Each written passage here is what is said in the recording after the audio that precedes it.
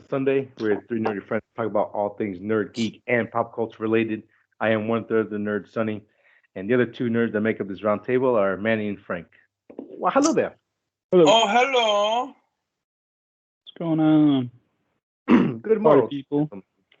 Don't forget me, I'm a party person. A little special guest today. This is the first time in a long time that we record on an actual Sunday for people that don't know. It's been some time. Actually, years. What? It's early in the morrow. So what's up, guys? What's going on?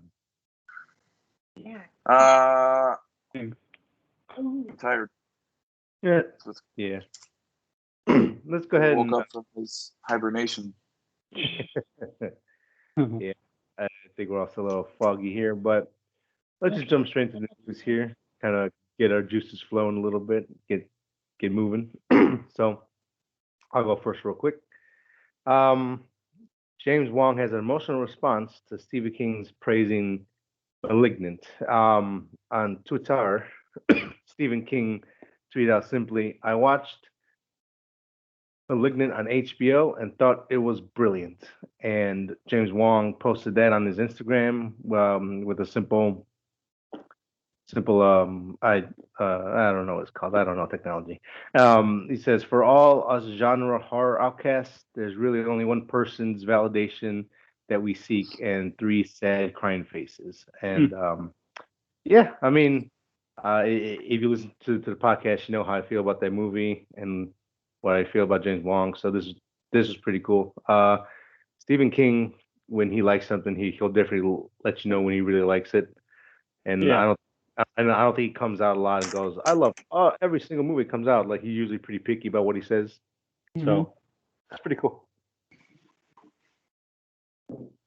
I thought it was really cool. Yeah, I think it was refreshing enough to get some praise. Yeah. So Yeah, that's my same first. here. Especially me liking it like that, it being a scary movie. I could deal with it. Yeah. Nice. So that was my little first piece of news. I'll hand it off to Manny. Scarlett Johansson and Disney settle their lawsuit for I want to say $40 million. Nice. You said it was what, off the book or something, or what was that? they said it was like out of court settlement or something. Correct. Yep. Yeah, it was out of court settlement. So I think she was supposed to get 20 million to begin with. So now she's getting a total of 60. So I'm kind of happy that went down. But they're probably like, "We'll never do work with you again." No, because she's gonna be on another movie, the Tower of Horror or something like that. Like the thing that used to be a ride. I don't know I forgot what it was called. Terror Tower? Yeah, something like that. I don't even know. Yeah. The Tower of Terror. What? Tower of Terror. There it is. So yeah, they're doing a movie on that. They're going to be in some. I think they're trying to make something else. So yeah. So that was cool. Yeah. Well, she got her money. Yeah. Everyone's happy. The house paid out. So That's a lot of money, dude. Shit. Yeah, I was thinking about that. Like, holy crap! Can you imagine? Now we're like, all right, now we got to kill Black Widow real quick. You got the actor of Shang-Chi saying, "Well, I got my money. Oh, I'm fine." Oh, yeah, I mean, considering where he came from. As long as they get paid, they're usually pretty happy. He was on that one show, right, that made him popular. I don't know what show. Forgot the name of it. It was a Canadian show, I think. Canadian. I don't watch no Canadian shows. Every time I think about Canadians, I think of South Park. Their heads. Yeah, I don't know. And some about the fuck. I'm sorry. Go on. So weird. But yeah, it's good. Move on from this and hopefully working well together again. So we'll see. Yeah. Frank, you got any news? I got no news. No news, Frank. Just more pieces. Well, I guess one more for me. We just have two release dates for two popular shows coming out, or one popular and one that should be a hit. The book Boba Fett will premiere, sorry, December 29th on Disney Plus, which is very exciting. And then Cobra Kai season 4 is coming out December 31st, 2021. Christmas Day. No, I'm sorry, not Christmas Day. The New Year's Eve. I keep forgetting it's on 25th. Christmas Eve. You can binge watch the entire fourth season with Terry Silver coming back for this season as a semi Karate Kid nerd. I definitely love Terry Silver from part 3. He's the best part of it. Very excited for that. He's the one who trains him for a little bit, right? Like that's Yeah. when he goes to Cobra Kai. Yes. So he gets threatened by this guy Barnes. He's like, I'm gonna kick your ass, man. And then he goes to Terry Silver, learn to train because Miyagi's like, no, I don't train you no more. We don't know that no more. And then he becomes kind of bad, has to get brought back to the light side and has to fight him in tournament. So, and Terry Silver is I've got the actor's name. He acted in the 80s for a little bit, a couple stuff. He was Alec in John Carpenter's Vampires. I like him as an actor. He's very he most well very good at expressions, and he comes off as kind of like an asshole that'll probably slash your throat. So I'm very excited to see him back. He was again the best part of part 3, which is not the best movie. So I'm excited. I have super low expectations for Cobra Kai, so I'm glad you're excited though. But I saw it. I didn't even watch the trailer, dude. To be honest, I didn't watch the trailer. Yeah, I haven't seen it either. I saw that. I don't need it. I don't need to satisfy that quench. But there's no thirst, right, for it. So, which is totally fair and makes sense. But yeah, so that's it for my news. Unless we got anything else, talk about real quick. I got something. I don't know if you guys knew. I sure didn't know. Did you guys know they were remaking Rocky 4 and doing like a director's cut? Where they added Mickey from what I saw, or from what I read, and they took out the robot butler. There's a trailer out, and it's going to be showing one night, I guess. I don't know if it's going to come out to watch or anything like that. I'm sure it's going to be, if they're spending all that money. I'm kind of interested, but it's funny that it's Rocky 4. I didn't even know there was a movie like that for Rocky 4. Did you guys know there was like a director's cut? No, I just thought it was as is. I think they're just making one, right? Like, I mean, the footage was there, but he just never kind of put it together. It's like one day. That's what I'm saying. I guess one day in 25 years, I'll do it. Right. Yeah, holy shit. So it's hitting theaters November 11th, and apparently Stallone has added 40 minutes of never before seen footage to the 1985 feature. 40 minutes? 40 minutes. Bro, we're getting Venom at 90 minutes, and he's adding 40? Yeah. Crazy. And no robot butler. This movie sucks. Man, yeah, that's left hook out of nowhere. Jesus. I see what you did there. Good job. Adrian. I fucking love those movies, dude.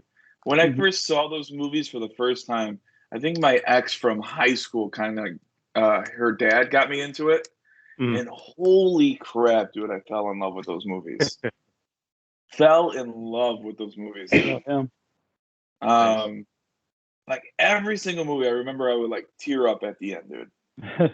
So good. So good. I think my favorite's Rocky 2. Like the continuation of that story and all that. Yeah, that's really yeah, man, shit, that's a good pick. I think for me personally, I think Balboa is my favorite. Yeah, I almost went to the theaters to go see that one alone. I was so desperate to watch it. But then my football buddies kind of came out of nowhere and wanted to go see it. But yeah, I remember Balboa. Yeah, that's cool. Yeah, that one out of all of them makes me have a man tear from my eyes. So yeah, and I knew it was a Rocky movie because it continued kind of what I felt from the other movies. Yeah. So that one's always a winner in my eyes too. And then that quote, that one even has a good quote. It's like, that's how winning's done. You get up and quote goes, man. But that was a good speech. That whole speech was like super great speech, dude. Son, you son of a bitch. You better listen to me. You summed it up very well. But but that movie has a special place in my heart. I kind of do want to watch it. Yeah, me too. I kind of want to see it too. I'm very intrigued now. But if it's not like if I have to go to movie box, actually no. If I have to go to movie box, I might see it. I might see it just for Rocky. That's how special Rocky is to me. You would go to those lengths, okay? Yeah. Yeah, I think I might. I think I would. For 40 minutes of it, yeah. Yeah, you get to. That's a lot of time too.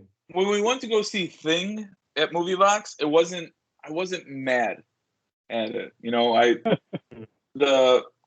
because I don't know, it was I understood that there's not a film.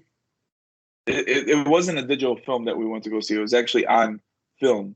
And it was one of the last ones, and the story about the fire, and that's the one that survived, and it's the last of its kind.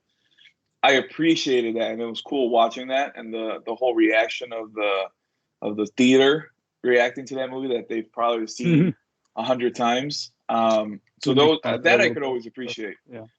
But when you go to Movie Box, and Movie Box is a old school movie theater in Chicago. If you go to Movie Box to see a new movie, like when we went to go see Once Upon a Time in Hollywood, holy crap, that killed the movie. It was a weird choice. Yeah, I can see what you mean now. Yeah. That almost killed the movie for me. Like, I almost hated that movie and was never going to watch it again. For one thing, that was the main thing? Too long. What was that? What was the main thing that bothered you? Like the sound. The sound, for whatever reason, bothered me.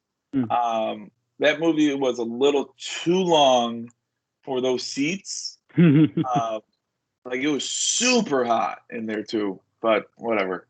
But for me, it was the sound. It was the sound. I couldn't keep track with the story.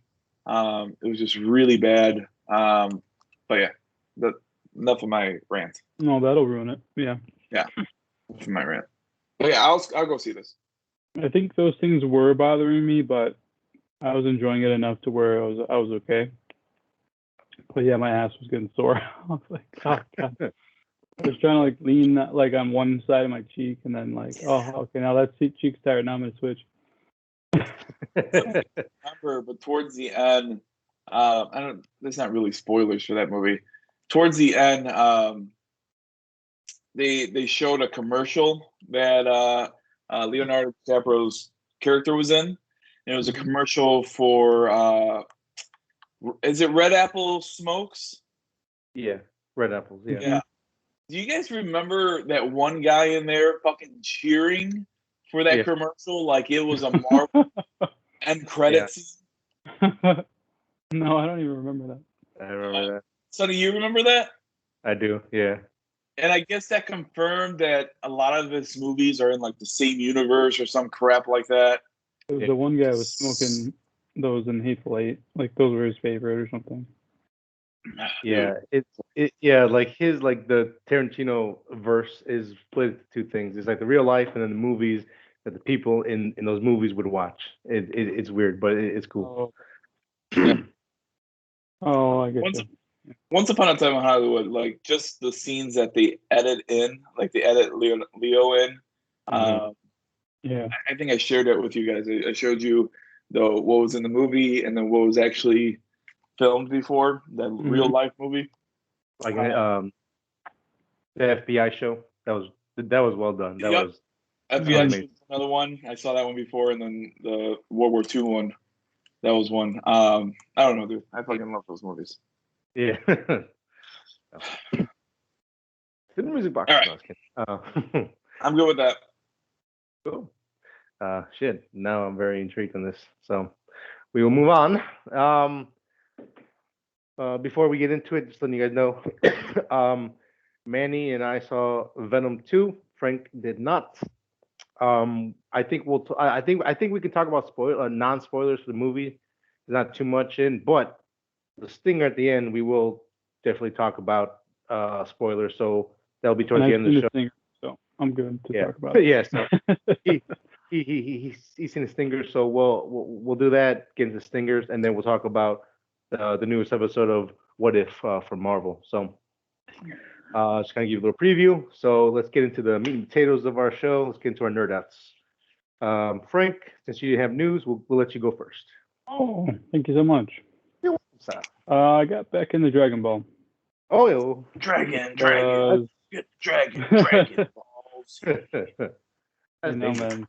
I was thinking about that too. Like when I first found out about it, because Sonny was watching it, and I was mind blown.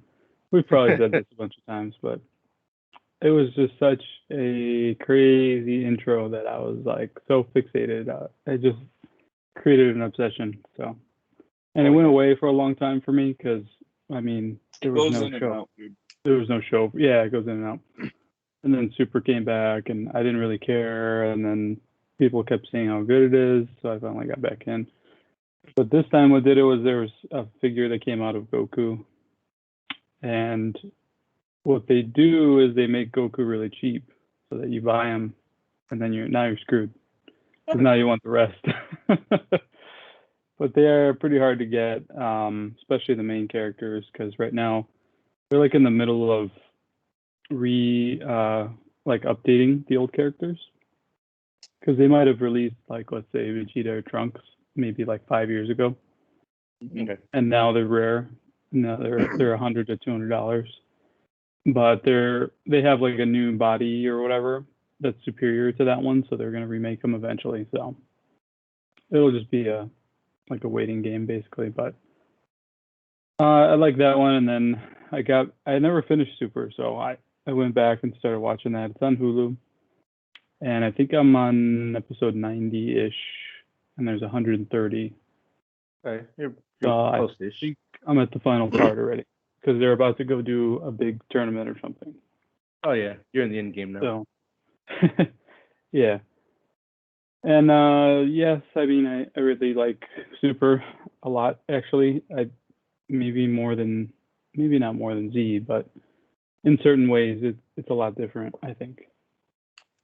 And it's also been a long time since I saw Z, and I saw that like in pieces because there was nowhere to really watch it. Like you had to be there on time every week in front of the TV with commercials and stuff. So Toonami saved my life. Yeah, for sure. It's been on my mind a lot. Like I can't stop thinking about it. I want to keep watching the show and messing around with this. I got a Piccolo as well. They did this cool thing where, like, you know how they're always crossing their arms? There's Yes. like this attachment that you can put in the arms, and it looks like they're crossing their arms. Oh yeah. Can't really do that with like regular figure arms. So they kind of like just made it like a one piece, and it looks pretty cool. Or McFarlane is taking off arms so he could add peeps. Quick question for you, Frank. Who is the maker of these figures that you were speaking of? Oh, this is I believe Figuarts. That makes sense. Yeah, because I have a Bison figure, which when I saw it, I had to buy it.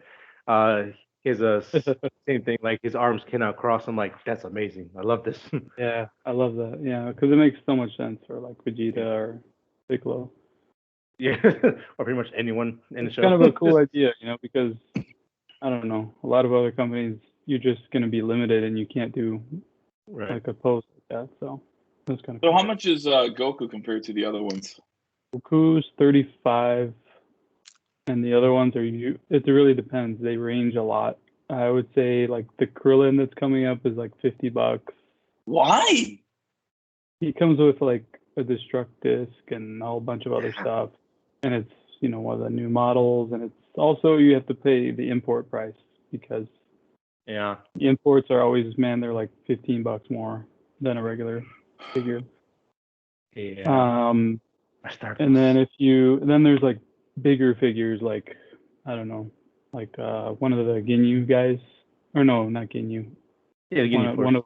One of Frieza's bad guys, the big purple porcupine guy. Yeah. I forget his name. I'm kind of a bad fan in some regards because that. The Ginyu Force. That does sound like Ginyu, but the porcupine guy? Yeah, I mean, I don't know his damn name. So is he purple with like two horns on the side of his head? Oh, or that's or I is know. like short, fat, and pink? Oh, he knows Ginyu. Are you sure? Well, yeah. So, like... his name is Dodoria. Oh, the pink guy. Yeah, the pink Frieza general guy. I don't know if he was in it that much, or maybe I didn't see episodes with him that much. He fought Vegeta. But he looks really, really nice. Like the colors, everything's perfect. But he's really big. He's like double the size of, maybe not double the size, but he's a lot bigger than Vegeta. Those ones are more expensive, man. They can get like 75. So they range. If they're like oversized figures, it's going to be more. If it's more of like a human size one, it might be 50, 60. They are expensive, man. They're not cheap. What's your favorite? Who's your favorite character in Dragon Ball Z? Probably Vegeta, or I'm really liking Gohan lately. And Super. How about you? How about you, Sonny? That is a good question. Hero wise, I think. Damn. I will have to pick one. I'll say Trunks was my favorite. I love Trunks. Good choice. I would have to say Super Saiyan 3 Goku. Yeah. Super. I like it. Yeah, Super Saiyan 3 Goku. I just medium hair. That's the long hair. Oh, okay, all the way down to his ankles and stuff. Yeah, with no eyebrows. Oh, okay, I thought that was 4. I don't know why. No, 4 technically doesn't exist unless you watch GT. Okay. And that one is he looks like a monkey. Yeah. Well, I love the comedy in the show. I think it's really funny. Like, the reason I like Vegeta is because he's just a rude prick, and he's just like, "Why are you so stupid? Why don't you shut up?" And like stuff like that. I think it's funny. And he has a good arc. If you look at it, like he does. Evil prince that wants to kill the world and take over planets and all that jazz, and then he turns good. He has a kid. There's a lot of stuff to like about Vegeta. Oh yeah. Yeah. My friend Jeff, you jackass. He doesn't like Vegeta for some reason, but yeah, I think he has one of the best. That's crazy. So, yeah, and then me being the uber nerd, I read the anime for Super, and then I read What Happens Next, and his arc is coming to an end, but it is really good though. He has an amazing arc. Yeah. Even the new stuff that's coming out in the manga, they have like new transformations and all that coming out. Yeah. I didn't know it was still going on. Oh yeah. Yeah. That's a cash cow. Well, I mean, what I was gonna say. Anyway, I forgot. But I mean, these don't really come with the effects though, which kind of is annoying. Yeah. Like you don't have the power up. You could buy it, of course. Sure. You know, they But- sell an official one for like $20 or whatever. Oh, they do have an official one? Yeah, and then there's like third-party companies who make different hair, and Mm. so, like if you buy yellow Saiyan Goku hair figure, you could go and buy like the other colors and just switch it out. I got another one for you guys. Which one's your favorite saga? Oh, that's very easy. Oh, let me guess. Sonny, you like Cell. I love Cell. Yep. Yep. Okay. And then Frank. Man, Frank's hard because he drops stuff, so I don't know how far he gets in. That's the thing, yeah. I don't think Uh, I've seen a full saga. Maybe the Frieza one is the only one that I've seen in full. yeah, Jesus. I would have said the Frieza one for you. And I saw a lot of the Android one, and That's a good then one. Cell and Boo. I saw maybe half of those, Sweet baby crackers. which sucks. I remember for I want to me, go back. and watch Boo. I remember for me, Boo is like my highlight, my high peak. Like Cell to Boo was my high peak of when I was in it. Mhm. Man, I don't know, dude. I don't know It was what's my like favorite saga. Frieza, Android was the height for me, and then It might be Frieza for me, Okay. but I like the Cell one a lot.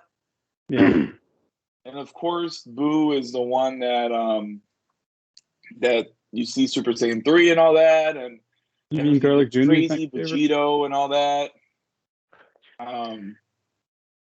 The only thing I didn't like about the Cell one is that, I guess it's more Android than Cell, so I guess I could say Cell's my favorite. But like Goku doesn't show up for a little bit because he actually has that heart disease that Trunk was warning him about. Mm. So, yeah, I'm glad you're picking that up, man. Yeah, it's been good. It's just because he's stupid toys. That's why. Hey. Oh, That's how it works. But it reminded me. I was like, oh man, I love this stuff. And it's so cool because I never realized that Goku is just basically Japanese Superman. He's an alien from another planet. He has all these powers, and he's raised here. And it's like Vegeta shows up. He's kind of like Zod. He's like, I'm a pure Saiyan. Like, what is this fool? You know, and stuff like that. But the difference, I guess, is that he turns, like you guys were saying. Yeah. Zod is just a maniac. Goes to the negative prison or whatever. I still love how Vegeta calls him Kakarot. Yeah. Especially like when he gets annoyed at him in the show. He's like, Kakarot. Like, you stupid shit. Oh shit, that's bringing up some great memories. Really does. Yeah, that show's great. I love it. Yeah. Oddly enough, that show did not open the doors for more anime for me. Like, I don't really look for anime. I know you guys tell me there's some good animes out there, but it's pretty unique. it was basically Pokemon led me to Dragon Ball Z, and that's it. Nothing else. Yeah, no, and I think for a lot of people, this is where the bus stops. They might like I know people who used to watch Dragon Ball will watch My Hero, like me, and I absolutely adore that fucking anime with everything, all my heart.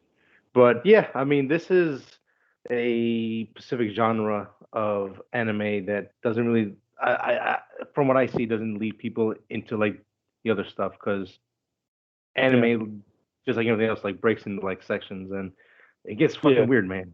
It gets fucking weird. It does. But but this is like this one transcends. It's able to transcend like the genre or the type of media that it is. I would tend to agree because this brought in a lot of people who never even knew that there was anime to begin with. They're like, "This a cartoon? No, it's anime." Well, yeah, I get that though. I want to be into it more than I am, I guess, is my stance. And then there's always like a few gems that I find that I really love. Right. But there is so much of it, man. I mean, there's like thousands. I mean, tens of thousands probably. Of what, anime? Yeah, there's just unlimited number of them. Unlimited. Limited power. 9,000. Anyway, My final form. That's all. It's pretty much been obsessed about it all week. Some I good like stuff. I guess they're more monies. I love it. You got another nerd out? No, I'm done. What? Okay, that's cool. Yeah. That was a long one though. That was good. Yeah. I'll go next. Why not? Cool. Screw it, right? So it is Halloween month for me. I'm gonna be watching a lot of horror-based themed stuff and talking about it on the show.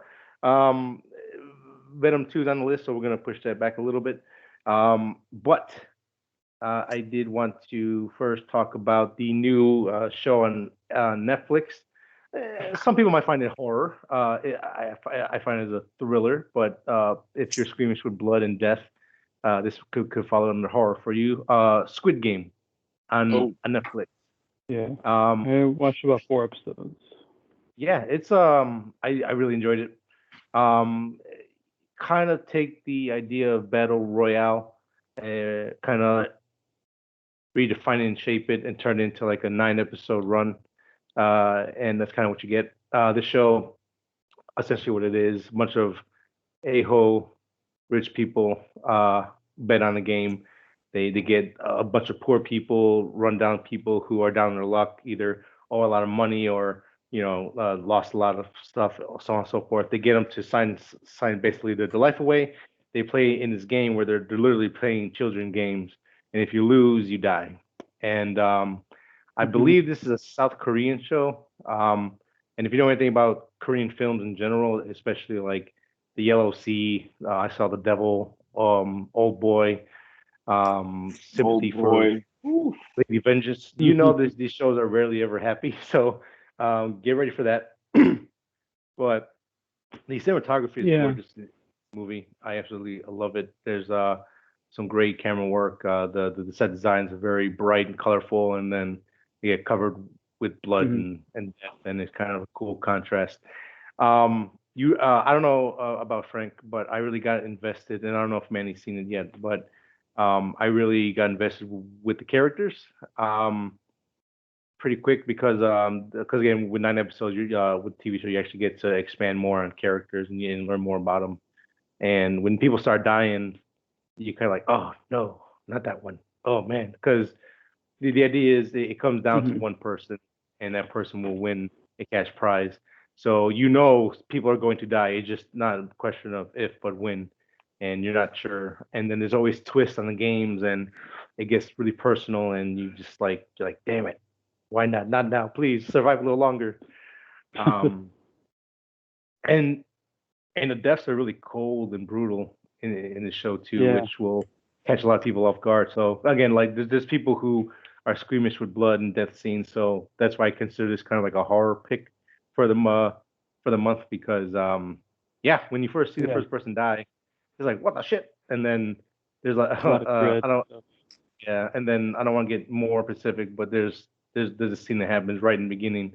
It's like Jesus, mother of God, that's a lot of blood. It's like dark but not depressing. Like there's certain things you start watching and you're like, oh, this is so freaking down, so downtrodden. It's like I don't need this kind of mood.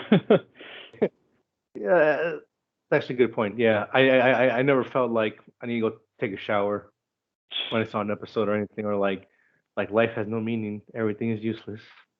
No, so it's entertaining and it's well made. Yes, yeah, it's definitely well made. Obviously, the one thing, I mean, if you know anything about me, most of the stuff, sometimes I kind of wish it would just stay as one season, but nothing's confirmed. But it definitely it definitely left the door open for more, and I'm like, I guess I kind of want to see what will they go with it if they pick it up for another season.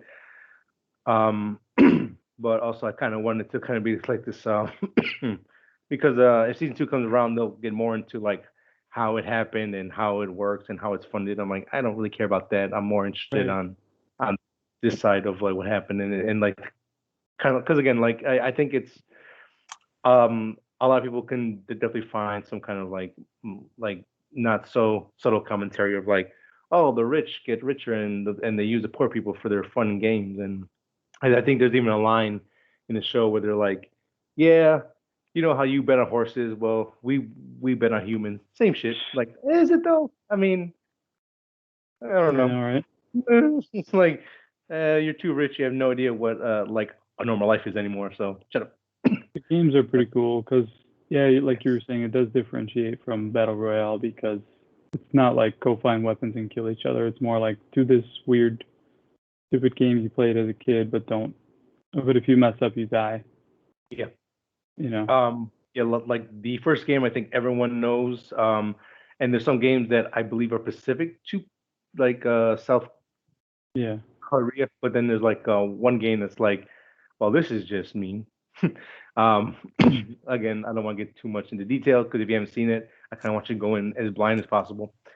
Um, but yeah, no, it was fantastic. The little twist at the end was kind of cool, but it didn't go anywhere to me like that was like profound or deep. It was just like, oh, that's kind of cool, I guess. But with that little small nitpick for me, I definitely enjoy the show. It's a good way to get yourself introduced into horror-based kind of stuff or like scary stuff. Because again, this is in some ways horror for many people, a thriller for most, and some just sad and depressing for probably a handful of people. Again, it's Netflix, so you can watch all 9 episodes right now. They kind of vary in length. Some are 45 minutes, some are like an hour and 10 minutes. So it's gonna need a little time to a little investment in time to kind of watch the series, but I think it's worth it. Yeah. It's a very strong. It has a dub on it, so you don't necessarily have to Yes. Yeah. read everything. Uh, naturally dubbed, so you have to go in there, hit the buttons. It's already dubbed for you, and the dub is pretty good. I personally think that's why that show exploded because it came with dubbed already. Yeah. Oh yeah, By default like- too. When you press play, it already has the dub running. Yeah, like another show that I truly adore on Netflix is Casa de Papel, or this English version is called Money Heist. And that even that show, like if you look for Casa de Papel or you look for Money Heist, you might not find Money Heist. Actually, I think you probably will, but it's just weird how they have it, and you do have to like put in and put English and all that. So. Because I don't remember Money Heist being as big as this one was or has gotten. Yeah, right. So- It kind of just all of a sudden exploded. Number one, everybody's talking about it. Yeah. Pretty cool so far. I got to finish it up. Yeah, finish it up, check it out, see if you really like it all the way through. Because again, for me, it got me the first episode, and I was pretty much all the way. So. That is Squid Game on Netflix, out now. Check it out. And then one last thing I want to bring up before we talk about Venom later. Just a recommendation for any horror fans out there. YouTube. I follow a YouTube creator called Mr. Nightmare. He does horror story shorts, so like they're quote unquote based on true, stuff from like viewers and people and stuff like that. His videos are pretty short. They range anywhere from like 15 minutes to like I guess like 20 minutes to like 13 minutes, 14 minutes. A couple years ago, maybe 4 or 5 years ago, like the like true story thing was very popular on YouTube and creepypastas, and I think Mr. Nightmare is still one of the best who does it because his videos never get too long. He picks really good stories. Some are pretty creepy. I I like his voice because I like I said 4 or 5 years ago, there's a lot of people that probably, no offense to them, probably shouldn't be in public speaking areas of YouTube. It gets kind of hard to hear them a little bit, or you get kind of thrown out because they will they will mess up a line, start all over again, and then they keep going, and it kind of throws the flow off. I really like the stories he picks. When I'm working on any customs on figures, or if I'm cleaning around the house or doing stuff, I'll just kind of put this up in the background, just kind of listen to scary stories. And since it's tis the season, I would check it out. Just kind of put it on autoplay and just let all his videos play for you. And they're pretty fun. Fun listens. Yeah, they're pretty good. And again, if you want to be scared or you want to, you can consider these like audiobooks type of thing. You can just put in background, listen, and then you might get invested in the story. You can stop, check it out. But big shout out to him. He's still pulling in like 1.5 million views per video, so he's going strong. Yeah, hopefully he keeps it up. I didn't know you had that many. Yeah, yeah. I mean, Is he like bigger than Creepypasta now?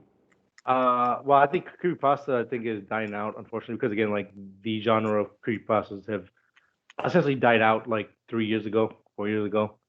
He's still going decently strong, but his kind of range from like 50, like 500,000 to like a million every now and then, like but it depends on the story. Because then creepypasta, his videos can be like half an hour to like an hour long, and some people his got worse, honestly.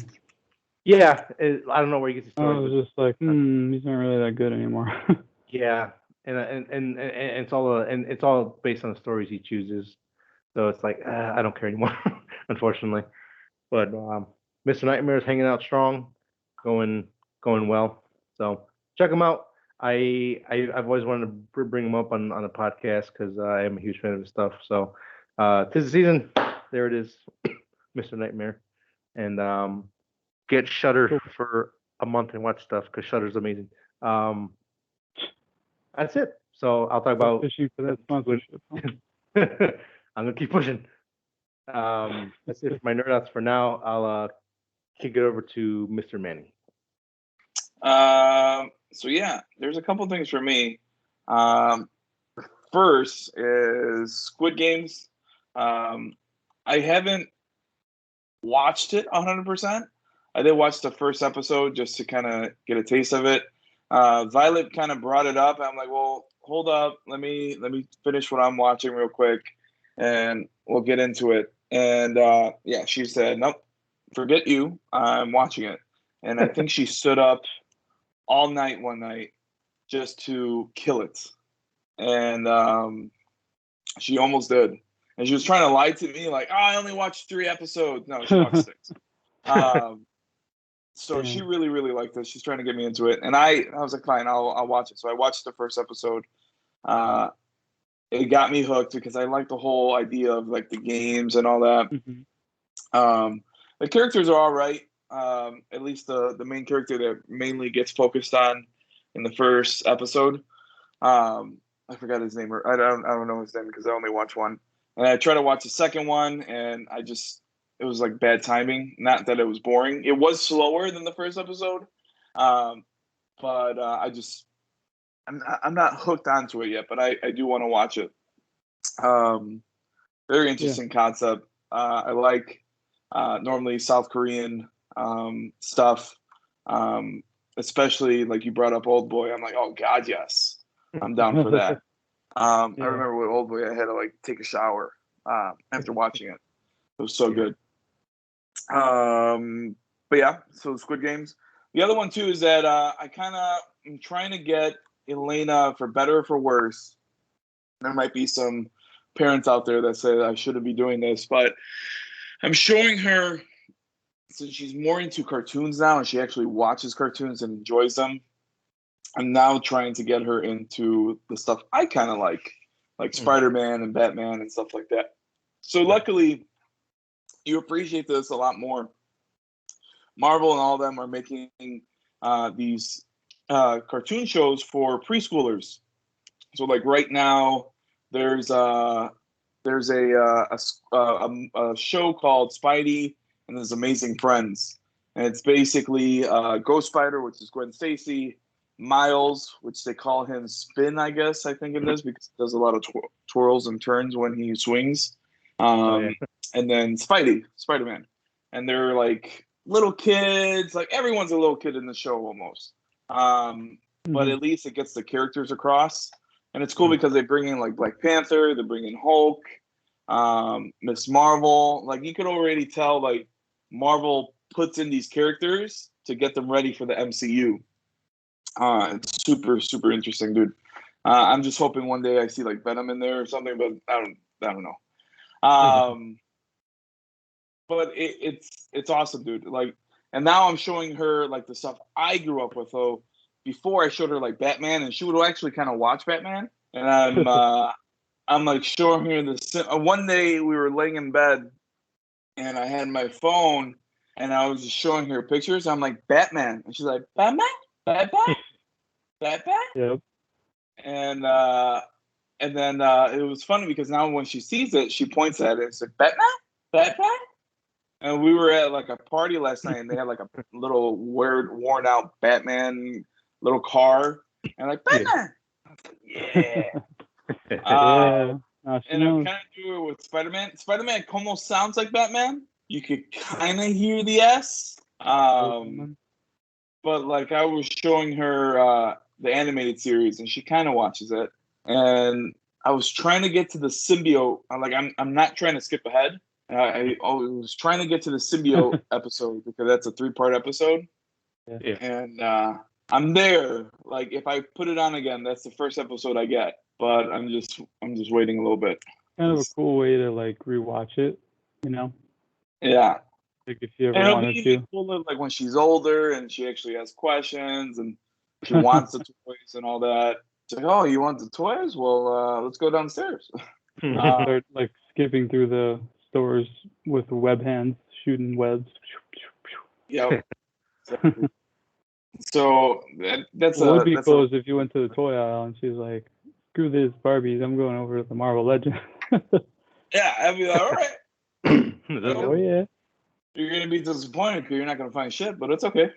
Yeah, I know, right? You're gonna find a damn thing. Yeah. So that's my little like dad moment. And then I'm trying to kill Sopranos. Like I've gotten to the point where I've gotten my iPad involved now.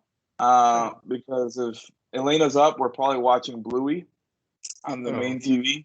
So and I'm fine with it. Like I don't want I'd rather sacrifice my TV than give her a tablet inside her own home, and then she gets used to doing the tablet. You know, I want to stay away from the tablet as much as I can. She only really sees a cell phone or a tablet when we're at like a party, and she sees other kids with tablets, and those kids don't want to share. And then I just gotta give her something. Yeah. So at home I just kind of give her any TV she wants. And so I've enlisted the help of my iPad to try to knock out this season or these episodes, and I'm kind of getting close. Like I'm at the end of season 4, but I'm trying to finish this so I could watch the Many New Saints. I think it's called the Many New Saints of New York, which is the Sopranos movie, and yeah. And I read somewhere that the Sopranos movie actually gives a major twist on the Sopranos show, so I only fuse my fire even more to finish it. And I do this crap all the time, dude. Like I kill myself to finish something when you don't even really need to fucking kill it. I bet. I know. I hate that shit. But I do that to myself all the time. All the time. Oh yeah, like when what's it called? When what's that stupid thing? I forgot. You know, you went back and watched every single Marvel movie. Oh, in like 2 days or whatever, and then this, you know, I only did it with like Candyman because I was like, people kept saying that you had to watch it, and I never saw it. So. Okay, I'm done. I know. But that's basically my nerd outs. I'm trying to kill Sopranos. It's still really good. When scenes happen that are important, I still get like awed by it. But it's also good that I kind of forgot what's going on, and I know the base of it. Like this is gonna happen, but when does it happen? You know, for the most part, I kind of forget when like the mid-tier guys die, so that's good. So when that happens, I get surprised. Or like, I know one guy doesn't show up or doesn't show towards the end of the series. So, but what happens to him? And so it's good enough where I forgot a lot of it, and I could watch it. And if I not paying attention, I still know what's going on because I remember it. So I know the end game. So it just leads me there. So it's good. It's a good show to watch for me. Nice. Very cool. Mm-hmm. Do you have any other nerd outs for us, or is that pretty much? No, I think that's really it, man. Sounds good. So, I think we will head into our non-spoiler talks for Venom 2 before we get to the Stinger. So, like I stated earlier, Manny and myself, we watched it. Frank was like, "Nah, dog, I'm out." So, yeah, we were like, nah, dog, I'm out. Who, me? No, Nicole. Oh yeah.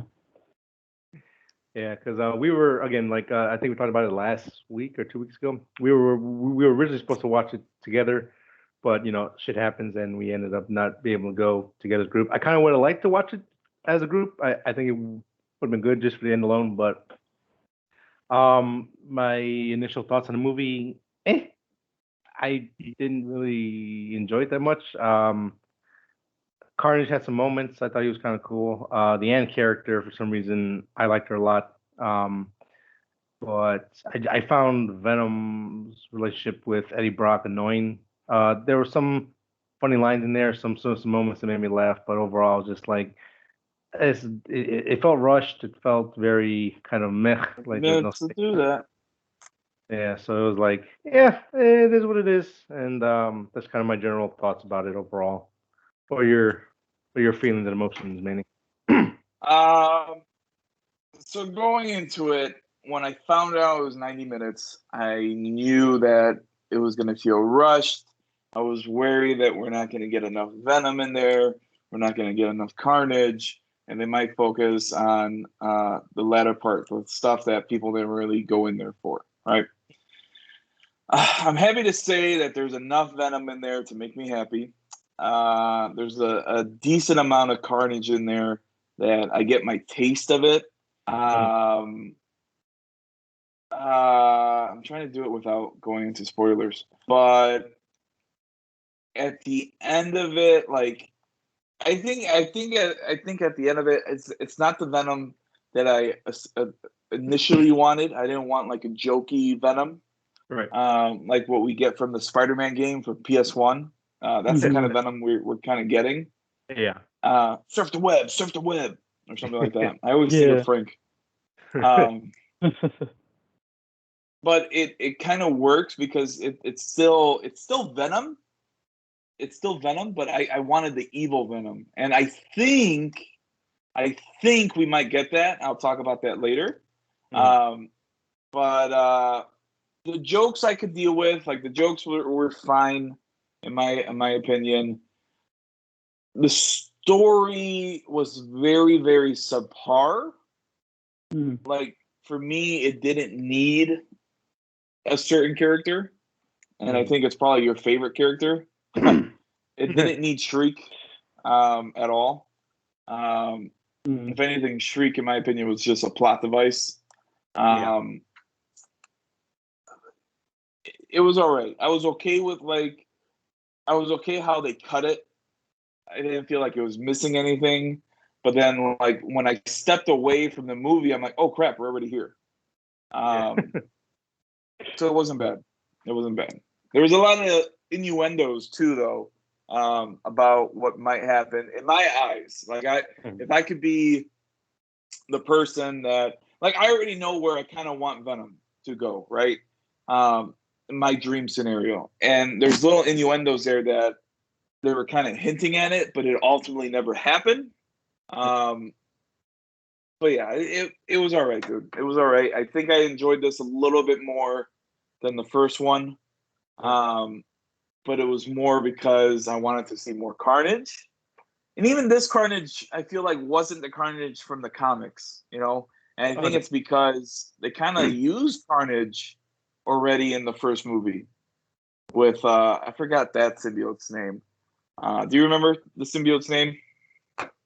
No, I In know the what you're first talking one? about. No, I don't Yeah, remember. like he used like axes for the arms and all that. Yeah. And really, I Oh, right.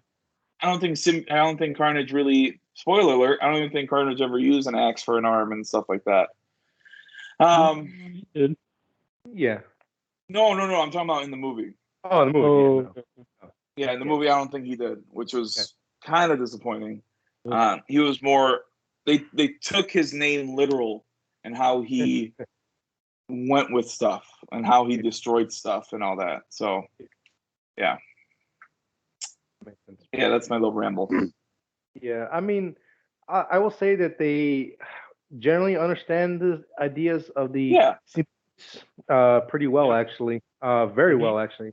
It just wasn't, I don't think it was executed perfectly. Like the way that Carnage is born in the comics is, with a couple of little differences, is pretty much how it is.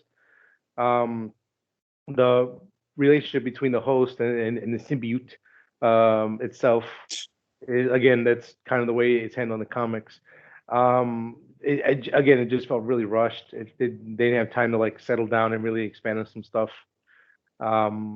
Shriek, I didn't mind her. Again, they just kind of they really crammed her in there just to be like, well, we got to have some kind of thing in there. We're gonna shove her in there. I mean, I did like her relationship with Woody Harrelson. I didn't call him Woody Allen. Woody Harrelson's Woody character. Harrelson. Uh, Yep. yeah, I was gonna. I kind of like their Bond and Clyde, feel. Yeah, again, all rushed, but the fact that they were like, yeah, let's just burn everything down. Sure, why not? It's fun. That kind of was like, okay, that's kind of cool. But um, But to me, that almost took away. Man, we're gonna go into. That almost took away the character of Cassius for me. mm, Because for me, oh, Cassius doesn't really have.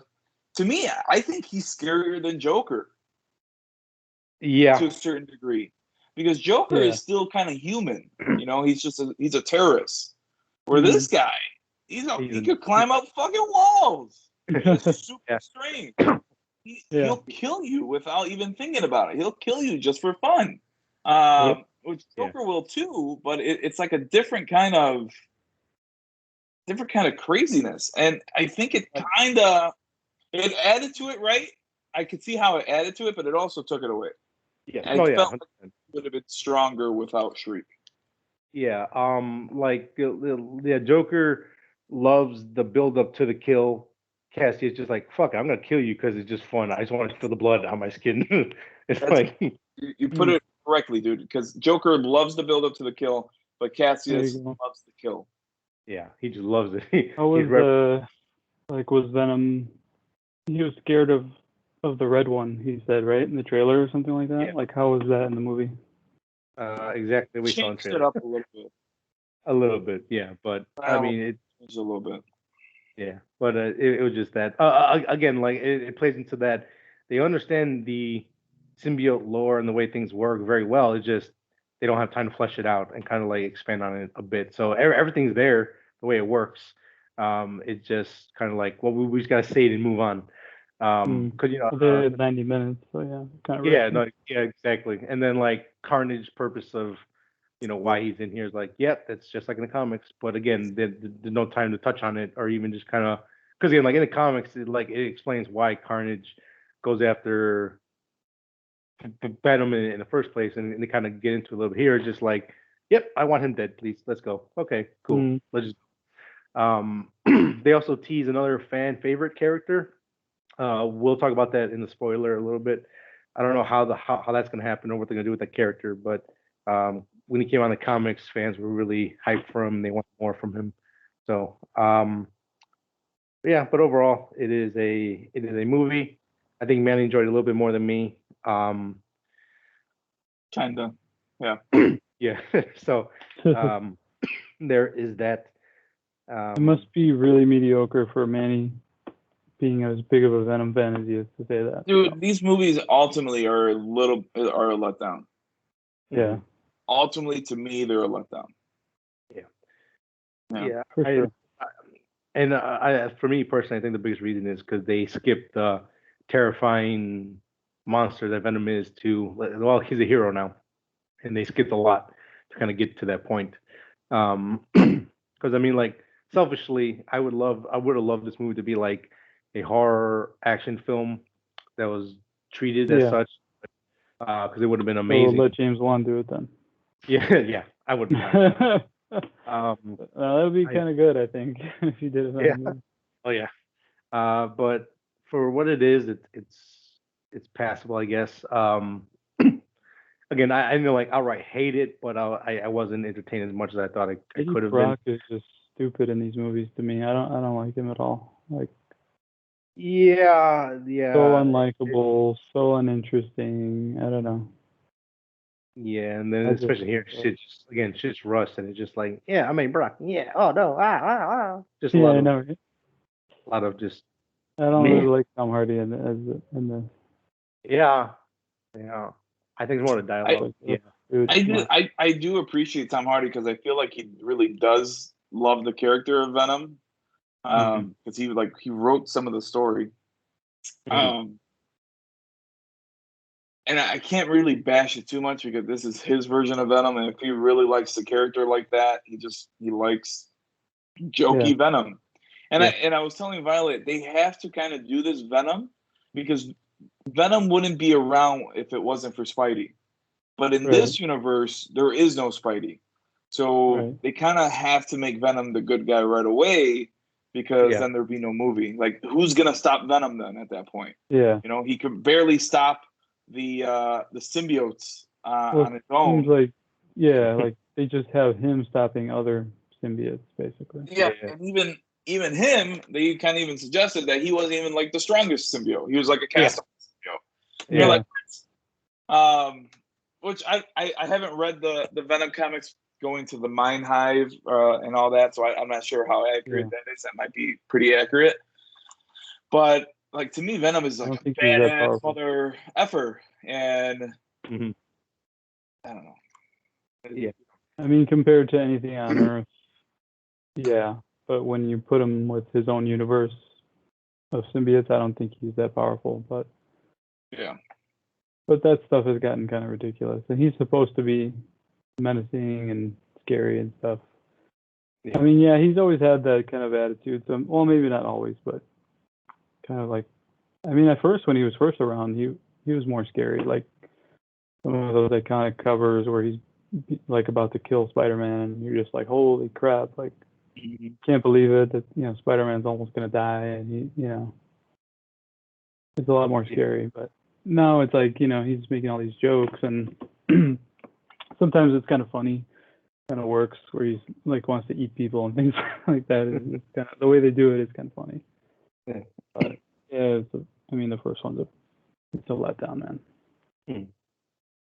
But if they didn't put in that scene where, oh, it's a red one, and then I'll let you eat everybody, it's okay. Like, if they left that scene out, dude, and they just left that for the movie, so you could watch that in the movie, would have been 10 times better. 10 times better. But unfortunately, they didn't. Hilarious. Giving stuff like that away. That might have been the best line. Try not to watch anything. We're going to die. We're both going to die. But there's some good like side jokes in there if you really catch them. I felt like Venom was a little bit easier to hear and listen to in this, so they cleaned it up. Has he ever said "We are Venom" yet? No. Yeah, he said it at the end. Okay. No, he didn't. Yes, he did. Oh no, he didn't. I'm sorry. He didn't. Yeah. Lethal. Yeah. He was going to, but like, fuck you. Don't do that shit. Joss Whedon.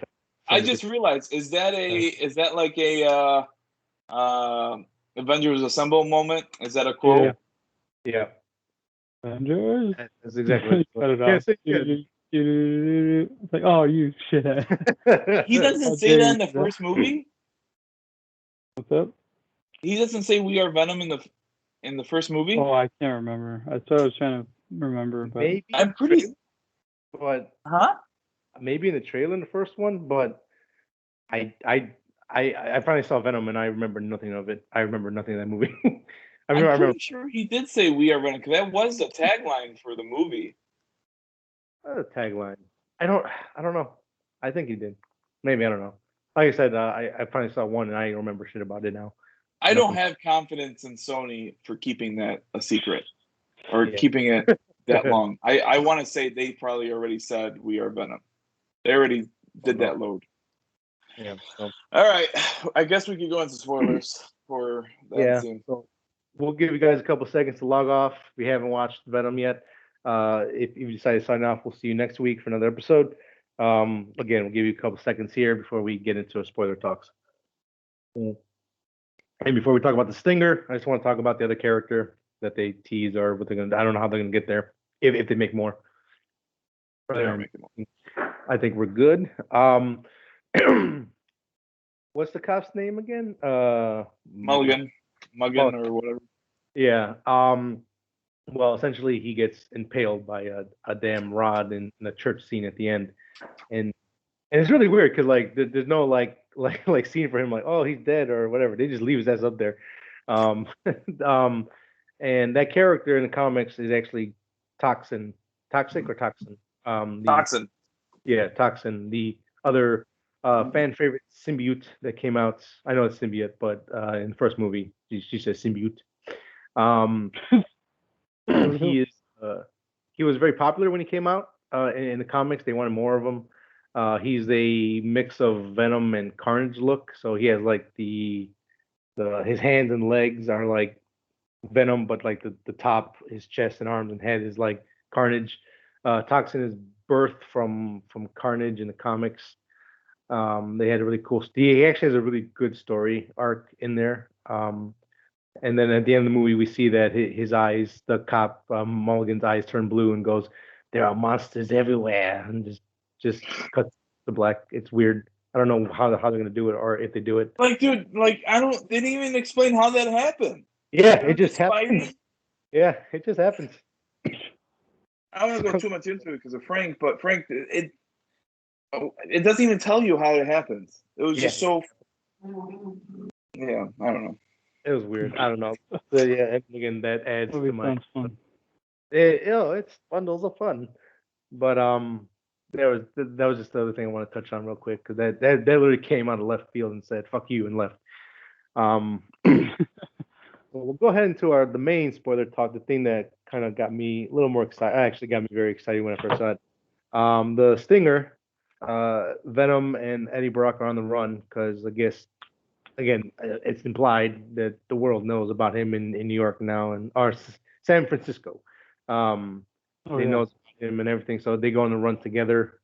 And Venom's like, "Oh, all the memories I know and all the things I've seen, I can show you some knowledge." And then they did mention the Mind Hive, which was very, very interesting. Yeah. So some weird shenanigan happens where the scene's at night, and then the camera starts shaking, and the room starts shaking, and we go from night to day, and Venom gets scared of a towel shaped like a duck or swan. It was kind of funny. Like, what is I that? didn't really catch that. He's like, it's a towel. It's fine. I thought he said so. I saw because I gave Frank the link to go see the at least the end spoiler. Right. And I didn't catch it in the theater because I'm just trying to grab everything. Yeah. But I thought when he said, "What is that?" Like, what happened? Like, what happened in the world? But I didn't see the towel thing. Oh yeah, that was funny. He's like, "What is that? It's a towel. It's fine. Relax." And then we see on TV our good old buddy a familiar green. Yeah, show up on the screen. And if you guys remember the ending of, I always get this mixed up. Far From Home. Far From Home. I'll say No Way Far From Home. Far From Home, the ending where the reveal of who Spider-Man is to the world. That scene's playing on the television, and Venom takes a huge interest in Peter Parker. Actually, transforms into Venom, licks the screen, blah. And says that. Yeah. And it looks like it is official.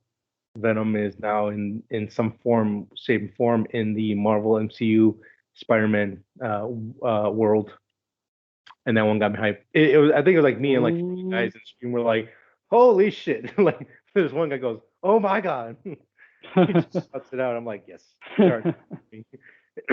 And So I personally think he is not. It does not happen at the end of Far From Home. I personally think it's just a different retell, or not a different retelling, but I think it's happening during No Way Home, and this is why I say this. And it might be lazy editing on Sony's part, which 100% could happen, right? yeah. But if you watch the scene, and you can go on TikTok or wherever if you feel like you don't want to watch the movie, if you watch the scene, it's actually Peter Parker with his mask off, but in the Spidey costume. Yeah. Like, how would the Daily View go get that? And it's like it's like actually like a film, because I think Peter's kind of moving his head a little bit. Granted, like I said, it could be just bad editing, but I think it's actually during No Way Home that this is happening. Does that make sense? Yeah. Yeah. Because when you watch the Far From Home news article, it's more just Peter Parker's face. That's it. He doesn't have like the Spidey outfit on, and also the Spidey outfit is from No Way Home. So yeah, it was weirdly put together, but I mean, I think it was just more to get people hyped. But yeah, it is it's gonna be very interesting because maybe now there's some good writing with Venom, and we'll see what kind of Venom we get here. Because again, like in part two, Venom pushes heavily to be like, we have to be the hero. We have to be hero now. And we don't know what's going to happen with this. Is he going to accidentally turn a bad guy just by proxy of what's going on, or what's going to happen? We don't know. But yeah, this is probably most likely, I can almost guarantee it's during No Way Home, just because as you've seen the trailer of that movie, Strange and Peter fuck up some stuff, and tomfoolery and shenanigans happen. So that's probably when this occurs. Yeah, when I saw it, I was very excited because I think us three here, and I think most nerds of Spider-Man love the symbiote storyline with Venom and Spider-Man. That's runs ever. I think in most people's opinion. And we're all waiting for him to get that white spider on his chest. We're fucking waiting. Because I think a lot of people forget how the spider got there because they watched the well, I mean it's kind of the same, but in the comics it's different than what it was shown in the cartoon in the 90s of how he got it, because in the comics it was during, I think, what was it, like Secret Wars or Secret Invasion? Yeah, Secret Wars. Yeah, where like he like somehow Spider-Man builds a new suit because I need to fight in space because they're in this battle fight dome thing, and he's like, nope, and he comes back and Dr. Reed, Mr. Fantastic goes, nope, that's a symbiote, dude. I'm sorry, you didn't make that, dude. I don't tell you. So then that's how Sorry, like dude. White Spider comes out and everything. But the church thing is still the same in the cartoon, so that was kind of cool. So yeah, it's gonna be interesting how this happens. Like, does he take over or does he leave Brock to go be with Spider-Man for a little bit and then whatever? It's again, it's gonna be really cool to see how we get there, because we're all waiting for that. It'd be really cool. Again, I'm not the I think it's the head on Venom and the Tom Hardy movies that kind of throw me off a little bit. I feel like his head's a little too small for his body, but past that, I actually do like the design in general, and to have that symbol on his chest would be awesome to watch. Yeah, the head is a little small. Some people have drawn the white symbol on the figure. Yeah. Looks pretty cool. Yeah. Yeah, so I'm very excited for that. And he's like long enough, to have it. Like his body's like long. Do you think he looks a little more menacing when he licks the screen? I don't remember him really licking anything in the movies. Yeah. More menacing? No. I mean, creepy for Venom is menacing, maybe because like he doesn't really lick things. Especially in part two, he doesn't really like lick things until the very end. And usually when he does that, it's because he needs you or do something to you. Yeah. So that's where I think we're gonna probably get a different kind of Venom because he's a little bit more menacing in that for me. And it was more like the Venom I knew, where he licks his face. Yeah. I don't know, man. I don't want to get too hyped because it's probably gonna be let down. But then now it's also MCU. Yeah, which kicks it up a little notch just by being in there. You know, like again, like a bad Marvel movie is a good movie for anyone else. So yeah. All I want is Spidey in the black suit. I don't want Sam Raimi's black suit because I felt like that was just a cop out. Yeah, that's right. I want a legit black. Actually, Fortnite, oddly enough, has a good one because I guess they teamed up with Venom and all that, and with Spidey. So now there's Spider-Man skins in Fortnite, and they have a Venom skin. I'm sorry, a symbiote skin, a black Spider-Man skin, and I actually like that one a lot because he still has the spider webs, but you can't see him. Like you can't see him at all. But if he goes into like a light or a reflect, then you see the spider webs. And I was like, oh, that's really smart. When they do that. Yeah. And he still has the white spider that I love on his shirt. Darkness, you wouldn't really see it, right? Correct. Like he would still just be the all black spider with the white spider. But if he goes into a light source, you'll see the web on him, like on his red and blue costume. Yeah. So if they do something like that, that'd be super interesting. I don't know, dude. Like, there's already 2 costumes for No Way Home. So does it happen for No Way Home? Does this set up more, or does No Way Home at one point at the end set up Kraven, the hunter? You know, and then that's because I'm not too familiar with Spider-Man in general. I'm not too familiar with that storyline, but with Kraven the Hunter, he does have the black suit on, correct? No, I don't even know, actually. I don't know if I'm familiar enough, but I don't think so. I think he does because they were selling like that 2-pack figure with the black suit and Kraven, and then there's like a iconic comic book cover out there where he's coming from the grave or something, and he has the black suit on. And I thought that was Kraven. I think that's when Kraven, or I guess that's when Spider-Man realizes that he is being affected by the symbiote, because I think he almost beats Kraven to like death or something like that. Yeah. He's like, because the very first time he meets Kraven, he is in his red and blue suit, and he hits him, and he goes, "Oh my God, you're human! Oh shit, I'm so sorry." And then I think when he meets him again in the black suit, I think Kraven has his powers now, and Spider-Man's still able to beat the living shit out of him, almost killing him.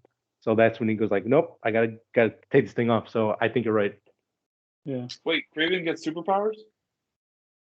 At a certain point, because when he first shows up, he's just human. He's just really good at like hunting, and I think somewhere he gets like a power boost where like he can like say a super smell and strength and speed somewhere. I think I'm not too familiar with his whole story arc. I just know like bits and pieces of him. And then I think he gets power somewhere down the line where he's like a super hunter now. I think guys, I hate to say this, but I have to go. I have an appointment for my dog, so I must go. Okay, gotcha. No problem. It's been great talking with you guys. 3 Nerds fans, all 2 of you. You guys have a great week. And watch next week. Frank will be back next week. Well, there you go. See you, buddy. We'll finish off strong for you.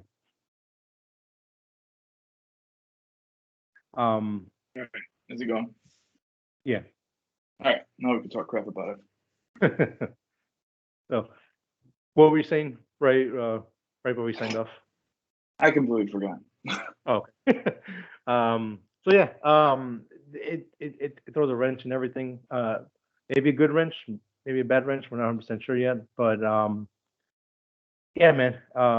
Again, like I said, you don't want to be too hyped for it, but at the same time, it's Marvel now, and they'll at least get them for a movie or 2 where they can write them and probably fix some stuff. Hopefully, we'll see. Exciting times, for sure. But yeah, so we're gonna leave it at that, I guess, unless you have anything else to add about Venom. No, it was kind of more touching on maybe Craven, and how Craven was maybe going to maybe not Craven, but Morbius was going to more set up. Morbius is going to probably set up Blade now. Like you could easily see that happen now. So they were crossing the streams. Yeah. So that'd be super interesting, dude. Because I mean, why else, dude? I don't know. And I don't know why we're getting a Morbius movie. Yeah. Well, I think that's honestly the way we'll get into Blade. I think it's the only way we could get into Blade in some kind of way, because Blade has been announced. We got the actor, but the date is still way off. Like that's going to be like the last one that they put out of these new films that they talked about, like I think last year or two ago. That's the really only way to get into it. And then obviously in the Morbius trailer, we had Michael Keaton show up, presumably playing the Vulture. So he's 100% the Vulture. Yeah, so it's like, shit, I don't know what you're doing. And that's Sony though, so I guess that's different. That's a whole nother story. But I still want to see how Loki and Doctor Strange into how that works out, because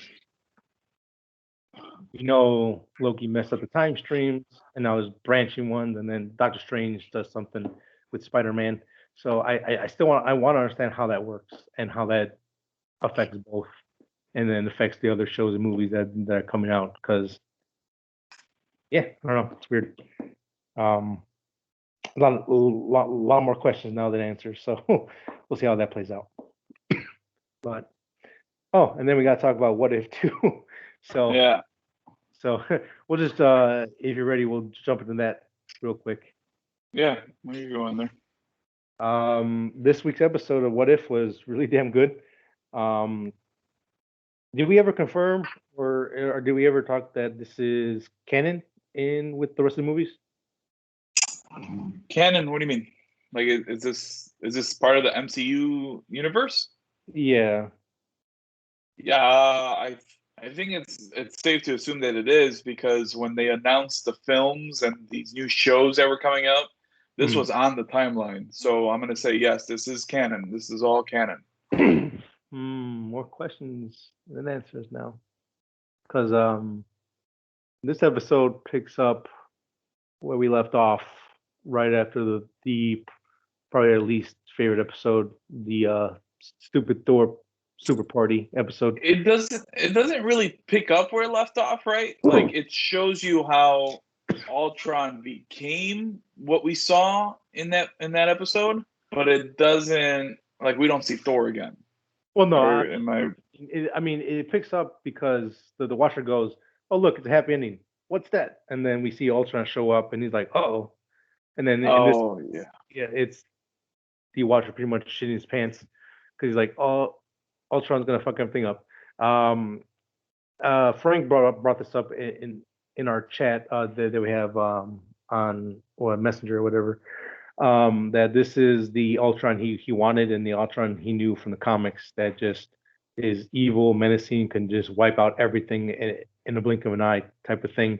He's very much like Brainiac, where like Brainiac just like absorbs the knowledge of a planet, destroys it, and moves on, and just becomes smarter as he goes along. Ultron's kind of the same thing, where he's a super AI. He knows all the knowledge in the world, and he can just destroy shit real easy. And this one he does. He cuts Thanos in half, no problem. Takes the gauntlet for himself, all the stones that Thanos had at the time. And he actually, Ultron actually breaks into the mirror dimension where the Watcher is, and actually fights him, which again that doesn't for me more questions of how the stones don't work in TVA, but it can work in the in between spaces of the multiverse where the Watcher is. I don't understand, but and then also makes every other threat in the Marvels just seem pointless if Ultron can literally beat the biggest threat that was in Endgame, no problem. I don't know. For me, these more questions, but it was a great episode. I thought it was fantastic. I'll let you kind of talk about it now because I'll just keep rambling on. Well, no, I mean it's the same thing, right? Like this is a really like he's worse than Thanos, dude. Like he did worse than Thanos almost. Well, I mean Thanos knocked off half the. No, he killed everyone. Yeah. Also killed everyone. So no, forget that. It was a fun episode. This is kind of like what I wanted, like higher stakes kind of thing, and a crazy question in the terms of what if he really did grab all the stones and all that. And I don't know, like it's almost like Venom MCU kind of like overshooting and accidentally came up with not a worse, but like a better villain than what they had with Thanos and maybe what they're going to have with Kang if he is the main villain. It's going to be interesting how it ends, and like you almost question how it ends. But I guess also too, I mean, the Watcher is going to be a part of it, right? And the Watcher is super ultra powerful, right? So that's going to be the only way that they actually beat this Ultron, if they even do beat him, because that could be a possibility too. I don't know, but it was a fun episode. I like the idea of Ultron taking over Vision's body, like how he was intended to, and now Vision is Ultron. So it's always good. Yeah. I like it. Yeah, I'm having fun. That's cool. Yeah, and then the ending of the episode, we see the Watcher actually have a conversation with the Doctor Strange that we saw in the few episodes back that destroyed his own timeline and is a prison of time. And that Doctor Strange goes, "I want to hear you say it. Just say it, and I'll do it." And then Watcher goes, "I need your help." So we're gonna team up of the evil Doctor Strange with the Watcher to try to stop Ultron, which is kind of cool. And then also in the episode we kind of forgot Black Widow and Hawkeye have some story in here where they are looking for the Dr. Zoloff. Yeah, or they're not Zoloff. It's that's something else. But you're almost right. Yeah. Yeah. They go to find his AI because if you remember in Winter Soldier, he uploaded his mind into analog computer, and they're able to find a backup, and they want to use him to shut down Ultron, since the robots work as a hive mind. And then again the question of the stones where they work for me comes in because he goes. Zoloff goes, "Oh, he is not in this plane. He is frequency is for the multiverse, and he's not here at the moment, and he can't get into Ultron's brain."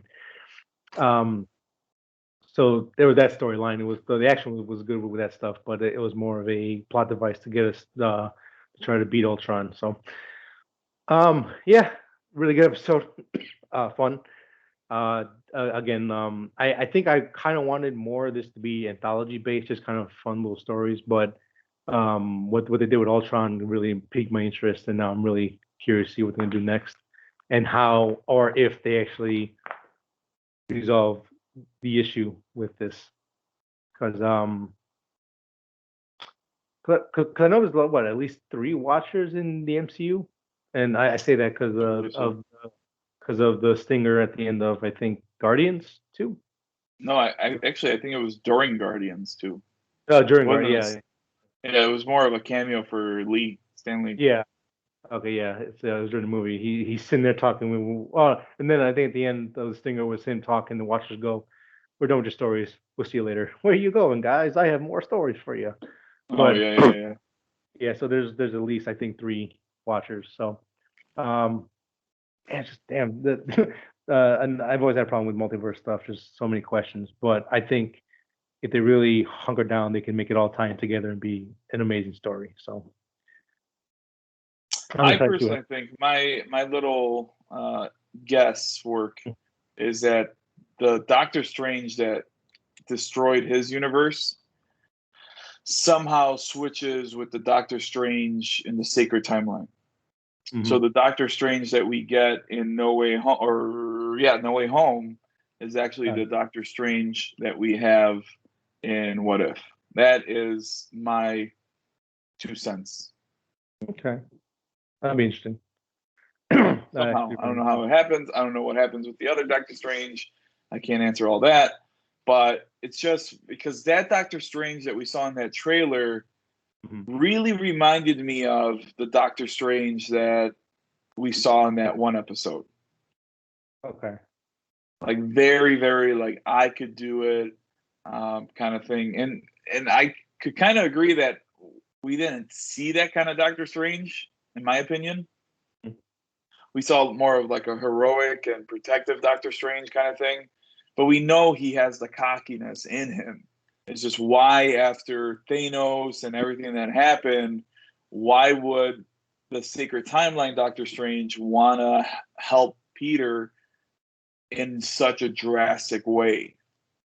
Well, you get me? I mean, I hear what you're saying, but I think we kind of seen that the cockiness from Doctor Strange, because in the first one, yeah, that's what I'm saying. We've seen the cockiness. We know it's there. Right. So so I wouldn't say it's necessarily like we haven't seen the asshole or like the one in What If where he's like, I'm gonna do it anyways, because they tell him this is a time stone, don't touch it. I'm gonna do it anyways, and he learns about the time stone and all that kind of shit because he's like, I don't care, I'll do what I want. So I wouldn't say it's necessarily out of character for him to do that, but it does seem a little more pumped up, I guess, in the trailer for No Way Home, a little bit more. Like I feel like our Doctor Strange in our timeline would maybe research it a little bit more and look at the consequences instead of like jumping right into it. And I could be wrong in this, man. Like I'm not a big Doctor Strange expert. Yeah. But like I don't know, it just seemed like a different kind of Doctor Strange, like how everyone's saying. But I don't think it's Mephisto or anything like that. I think it is a Doctor Strange. It's just a little more cockier. Or maybe he did turn cocky because he was able to find the one timeline to kill Thanos, and he knew what he had to do, and he encouraged Tony to kill himself, as crazy as that might sound. And that helped the whole thing. Yeah. Yeah, because I mean, like, Strange by nature is a cocky asshole, just like Reed Richards is, because they're both very smart in what they do. They're actually probably one of the smartest people in their field, so they're very cocky in general.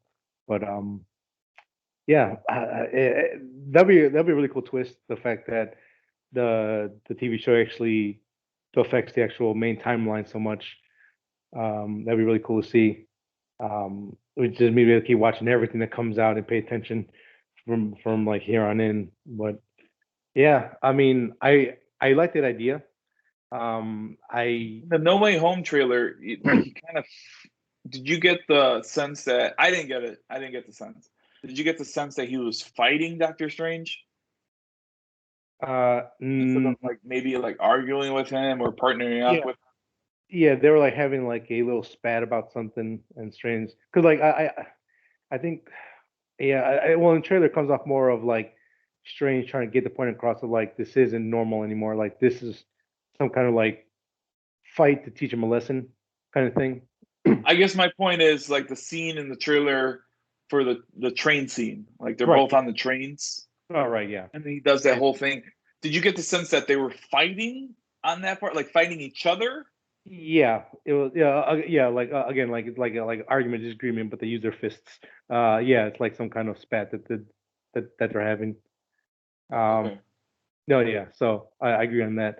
I mean, and we also got to remember he's the Supreme now, and the way that the Supreme acted in the movie and even in Endgame, they hold a lot of secrets. They don't really share anything. Like they don't share it until it happens. And it's strange now the Supremes kind of have a way of acting like dicks, pretty much. Because again, like my theory was that that Strange is teaching Peter a lesson because of the whole speech of like you can't live these two lives.